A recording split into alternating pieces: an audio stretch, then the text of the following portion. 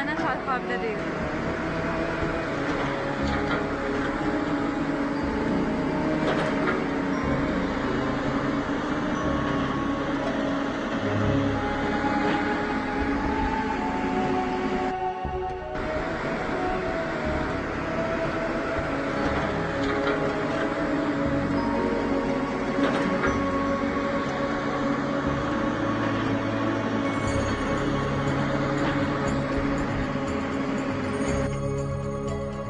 Artıq Cavad xan dəftərxanasının yerində xarabalıq var və günün sonunda onun tikintilərinin qalığı da sökülərək daşındı. Gördüyünüz ki, onun yerində bir yenisi tikilir.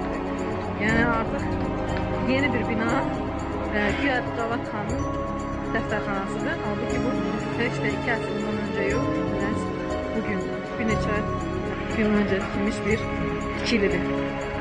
Bu isə Cavad xanın dəftərxanasına qalan dağıntılar.